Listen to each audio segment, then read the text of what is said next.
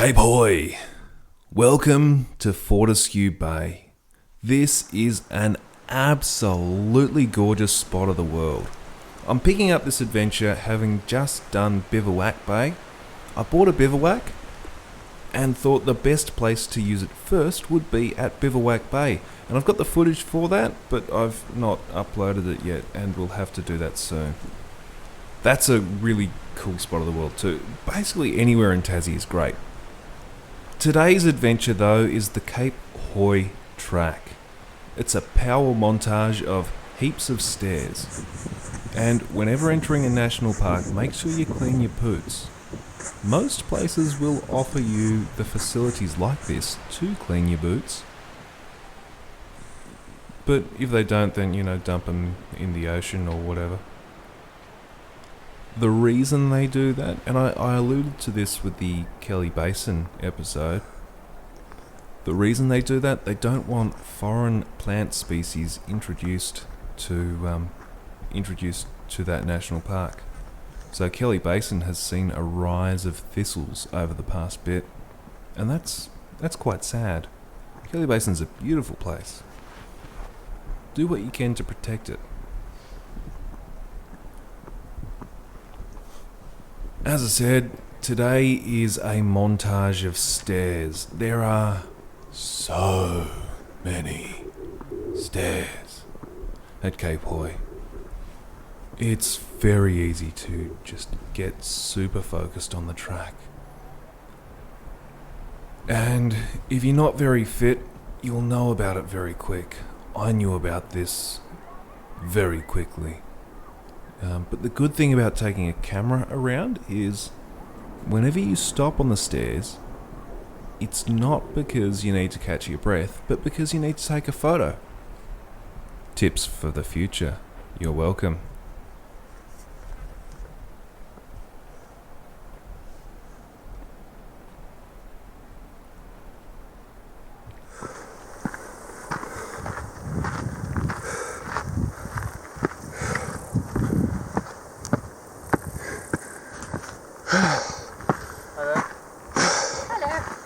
I, just like Kung Fu Panda, have a weakness that is stairs. Yeah, exactly. That is about a third the way up the stairs, and I've already been going up a ton of stairs already. It is such a stupid track. Don't go to this track if you don't know what to expect. What to expect is lots and lots of stairs.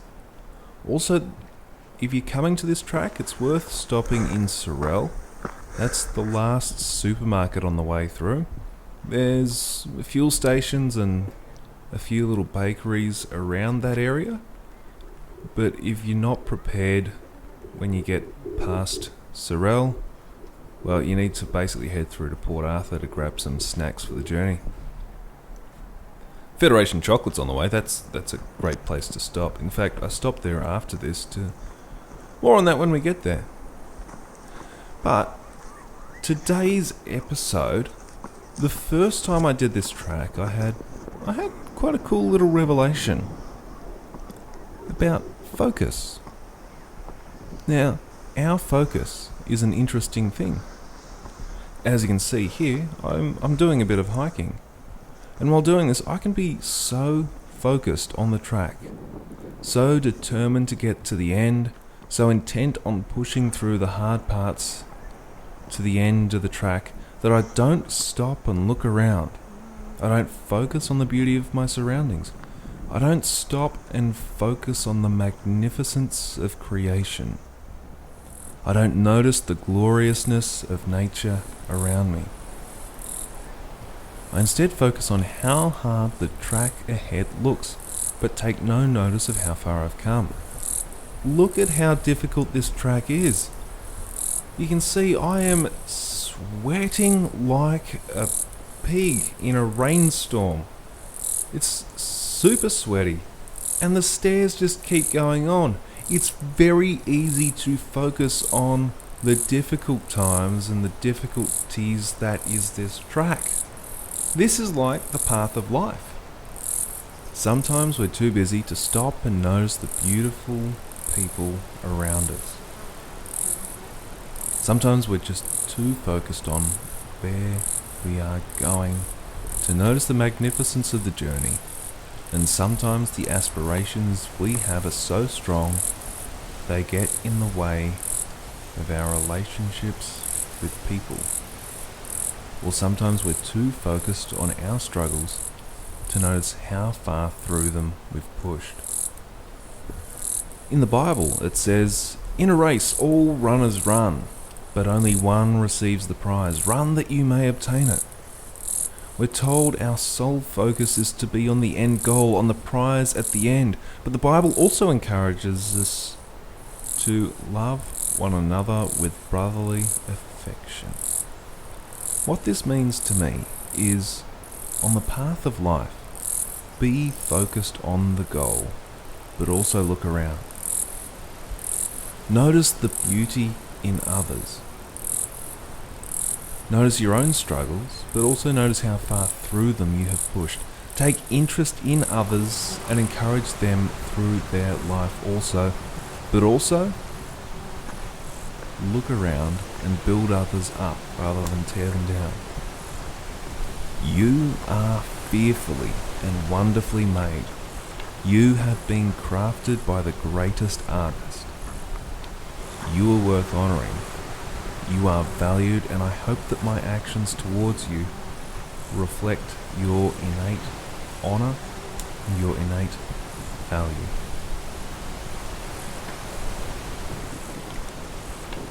But back to the track. That's the motivational section of today's motivational section done. Back to Cape Huay. So, we've just gone past where this track joins up with the Three Capes track or the Cape Pillar track. What's important about that is if you're doing the overnighter or the several day track, Cape Pillar is basically an overnight track, you can do it in 24 hours. Three Capes, that's a different story. If you're doing either of those, dump your pack at this trailhead and head down these stairs. As I said, this is a very difficult track. Not the most difficult track, but it's a very difficult track. If you don't know what you're getting in for, or you're expecting this to be like an hour and a half yordle along the riverbank, the ocean, to see some fully sick sea cliffs, well, you're half right. It is the yordle along the ocean, but there are some fully sick sea cliffs. But it's not shallow at all. It's not a shallow walk. You can see there's the stairs, and that's where we've just come from. This track, you're not travelling level. You're either going up or you're going down. And you go up and you go down a couple of times. See, in the background there is where you're going. That is the Cape Huay lookout. Up another set of ridiculously ridiculous stairs. Like, it's a well-made track, but it just goes up and down. Mate.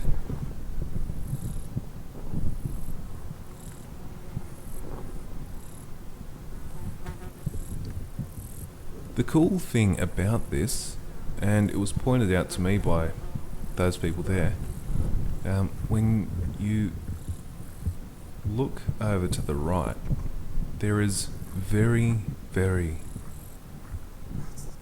Careful. Drop bears. very, very, very rarely whales. They travel alongside Tasmania towards the Antarctic rather, and this is a part of their migratory path.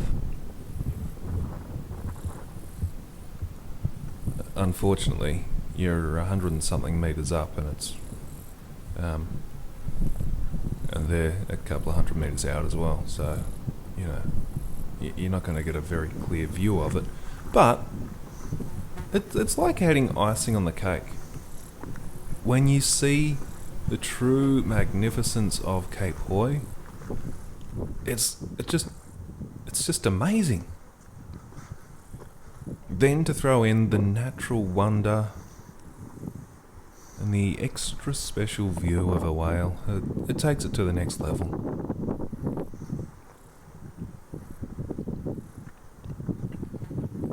This is the Cape Huay lookout. It's a good spot to stop and have your lunch, because you deserve food, especially after all of those stairs. Like, I think the pedometer that I had said at this point I'd already done 15,000 steps. Like, steps. For the day. Actually, I think that's a little blown out. I'd done a few. I'd done a lot. There were a lot of stairs. And it's a long way down. These are the highest sea cliffs in the southern hemisphere. I don't think it's these ones specifically, but the ones around to the right, towards Cape Pillar. The highest sea cliffs in the southern hemisphere are around here, so obviously rock climbers are like, heck yes, I get some of that action. There are bolts over the edge that you can see where rock climbers put their ropes through. Lunchtime. Photo, and goodbye lookout. Back to the stairs. Isn't it just lovely? That's Cape Huay. I think it's gorgeous. The whole region's gorgeous. You'll see Fortescue Bay and how brilliant the sands are there in one of the next episodes. I've got the footage, I need to do something with it. But Fortescue Bay is where we are heading back to now.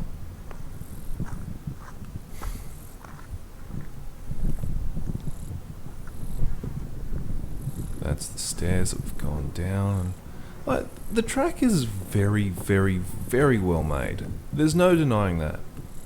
But it would be more well made if instead of having to go down and back up to get to that track over there, they had like a super mad horizontal bridge.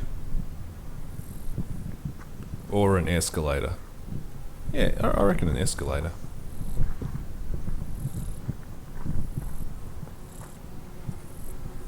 It was about this point, after this chair, actually a little bit further on,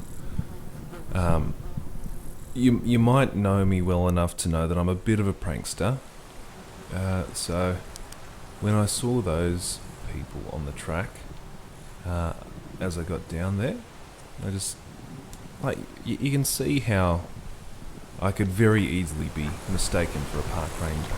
So I just said to people, oh sorry, you need to turn back here. And the track's closed ahead.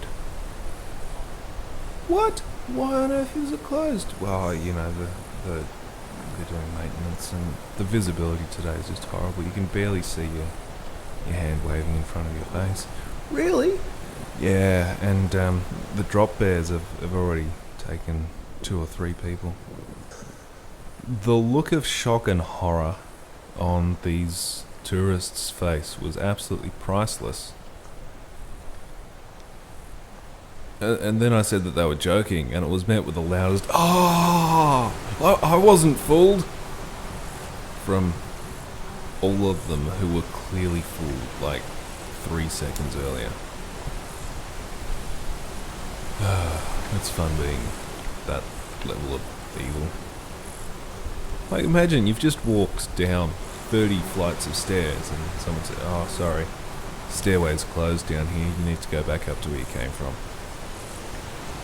That was the angst they had towards me.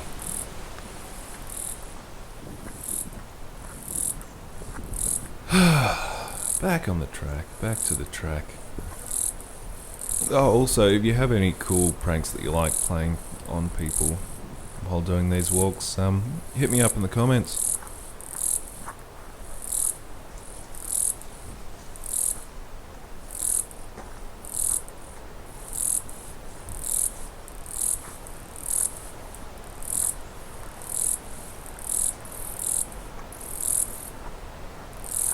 This was one of the first pieces of wildlife that I'd seen on the track.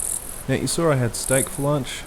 I gave this bluey a few bits of the fat left over. He was as happy as Larry.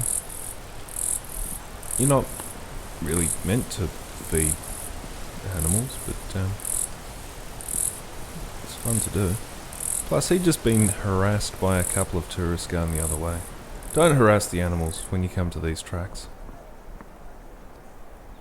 The good thing about Newton is when he invented gravity, he said what goes up must come down, and so we've already been up those stairs, which means we got to get down them again, which is exciting because going downstairs is easier than going upstairs. People say that going upstairs is easier, but you're wrong. Horribly wrong. Like, I don't know how wrong you can be. I think that's like, on a scale from 1 to making inappropriate jokes, that's like a 10.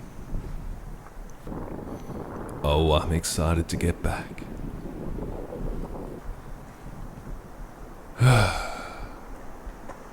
Welcome back to the bike.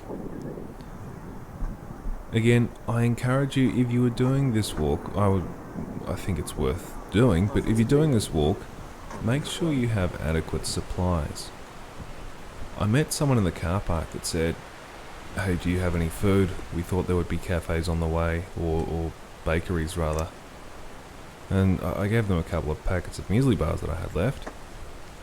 But if you're coming here expecting there to be a visitor centre with a shop that has, like, pizzas or something, then you will be in for a horrible shock. Also, on treks like this, you're gonna sweat more than just a little bit. Even the best quick drying adventure gear is better to be replaced than to have waited to dry. Those are the words that I meant to say. So that was Cape Huay. I think I did that the Australia Day weekend. And as you can see, the car park is absolutely chockers.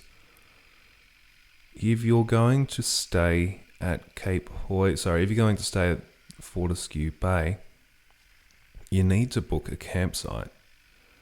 And this time of the year especially, it's booked out months in advance. Like, I tried to get a booking for the accommodation at Maria Island at one point. We've just released the accommodation for 3 months' time, and that's the only stuff that's available. Sorry, what? This is Tasmania. No one books anything. Yeah, no. Maria, we release accommodation 3 months in advance, and if you don't book it then basically someone else will. Onwards to Federation chocolate. This is Federation chocolate. Federation chocolate is good. I like chocolate just in general, and when there's an option to have Federation chocolate, then I will choose chocolate. It doesn't matter if it's Federation or not. And they do a mad hot chocolate. Anvers do a mad hot chocolate, but they're not near Fortescue Bay. It's worth stopping off at Federation chocolate to get yourself some chocolate. I got a hot chocolate. It was my first hot beverage in a couple of days. On the ride back, this is just going to be a montage of overtakes because the road's good, but also I get stuck behind cars and no one watches to look at the normal road. They watch motorbikes to see how aggressively they overtake people. And as ever, I am doing the speed limit, so it's remarkable how many people think that it's appropriate to do 80 in a 100 zone. Like, look at this pleb. Had to speed up to, I think it's 100 through here. I don't know, my speedo might come up soon.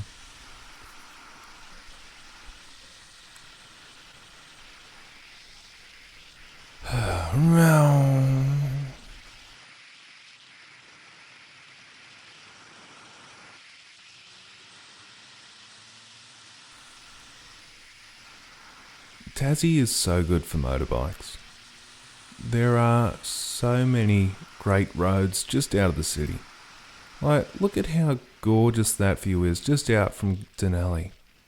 Looking over the beach, especially at sunset, or rise or whatever it is, when the sun's glistening over the waves like you're in Broome, seeing the stairway to heaven. The great thing about Tassie is, if you want to get out of the city, it takes 20 minutes to do. That's unheard of anywhere else. If you want to get out of the city in Melbourne, then you're driving about 3 days just before you see a country road. And that's just with traffic jams. Tassie's great. Like Hobart, and then out from Hobart, you're in the sticks. The downside is not everyone knows how to drive. Like, look at this guy's indicating skills. He was indicating for like 5 minutes to go right, and then eventually he did and tried to turn his indicator off, so he indicated left. And now he's not indicating, but oh, there we go. Now he's decided to turn left into the servo or something. Aggressive overtakes for the win.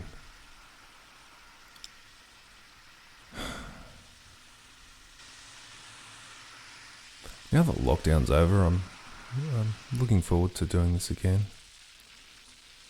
Now, this is the trouble when someone doesn't aggressively overtake at the speed limit aggressively enough. You need to just get around them.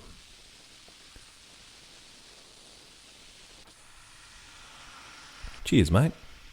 That's a true local, letting you past. Well done. Now, I'm kind of annoyed because a few months ago when I started doing this, my shtick was, don't come to Tassie, I'll explore it for you. They've enforced the lockdown, so now no one's allowed to explore Tassie. Well, then no one was allowed to explore Tassie. So, bummer. But, now it's open again. You legally can, but I feel like you shouldn't come and explore Tassie. Just send me all of your money to go on holiday for you. That's how it works, right? I'll shoot you through footage of amazing locations, show you the journey to get there, and you can listen to my soothing radio voice talk about how brilliant the place is. Like, you don't even need to hire a guide. I can be like, oh yeah, nah, this is the freaking birds and the blue-tongued lizards. Now, whenever you go over a dirt road, especially on a freaking awesome sports bike like this BMW S1000R, you're gonna get a bunch of stuff through your chain. So, clean it with kerosene. Hot tips. Chain cleaner costs like way too much.